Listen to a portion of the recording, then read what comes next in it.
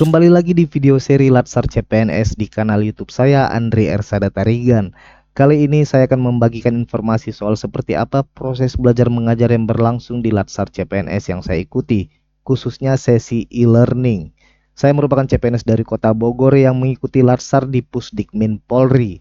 Latsar berlangsung secara hybrid, diawali dengan kegiatan online, lalu diakhiri dengan kegiatan di lokasinya nanti, offline, di Pusdikmin Bandung. Latsar terdiri dari 4 bagian. Pertama, MOOC atau pembelajaran mandiri.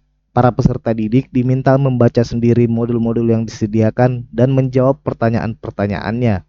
Materinya seputar wawasan kebangsaan, nilai inti atau core values ASN, Smart ASN, hingga topik kesetaraan gender dan keadilan berbasis HAM. Kedua, e-learning. Bentuknya kuliah daring. Ada kelas yang dipandu oleh Widya Iswara. Widya Iswara adalah orang-orang yang karena kompetensinya ditunjuk menjadi pengajar dan pelatih ASN. Seri Latsar CPNS di kanal YouTube ini adalah bagian dari pembelajaran. Ini adalah tugas yang harus saya penuhi di sesi e-learning. Ketiga, aktualisasi. Di sesi ini kami akan diminta untuk menerapkan hal-hal yang kami pelajari selama MOOC dan e-learning di dinas tempat kami bekerja, para CPNS. Terakhir adalah klasikal, sesi di mana para peserta didik Latsar akan dikumpulkan di Pusdikmin Polri di Bandung. Kami akan mengikuti kelas tatap muka dengan para pengajar atau Widya Iswara. Interaksi dilakukan secara langsung dan intensif, baik dalam bentuk ceramah, tanya jawab, diskusi, simulasi, maupun studi kasus.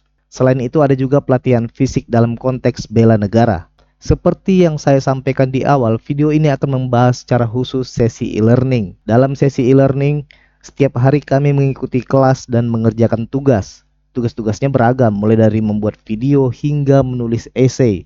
Ada minimal 3 tugas setiap hari. Ada tugas individu untuk mengasah kompetensi pribadi, ada juga tugas kelompok untuk mengasah kemampuan kerja tim. Untuk beberapa modul, para peserta didik juga harus mempelajarinya di luar jam kelas. Masih ada pembelajaran mandiri yang mirip dengan MOOC, sesi sebelum e-learning ini gitu. Ketika mengikuti kelas secara langsung dan interaktif dinamakan sebagai sinkronus. Ketika pembelajaran mandiri disebut sebagai asinkronus. Topik pembahasannya merupakan pendalaman atas materi-materi yang secara garis besar sama dengan MOOC yang sudah saya jabarkan di awal. Tapi ini lebih dalam gitu, lebih detail. Pembagian materi belajar dalam e-learning dilakukan melalui platform digital, Learning Management System atau LMS, di mana peserta mempelajari materi-materi dasar ASN secara mandiri dan interaktif. Materi disajikan dalam bentuk modul digital, video, kuis, dan forum diskusi. Ada monitoring dan penilaian dari Widya Iswara. Hasil dari e-learning menjadi syarat untuk melanjutkan ke tahap berikutnya, yaitu aktualisasi dan klasikal.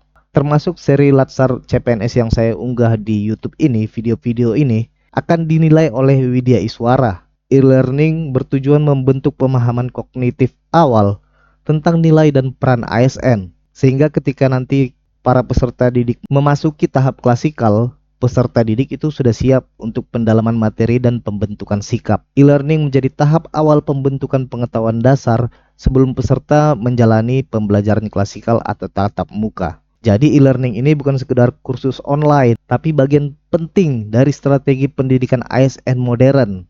Membiasakan CPNS belajar mandiri, berpikir kritis, dan bertanggung jawab atas proses belajar sendiri. Jadi itu bocoran soal sesi e-learning dari Latsar CPNS yang saya jalani langsung. Like dan share video ini agar ditonton lebih banyak orang dan menjadi pengetahuan bersama.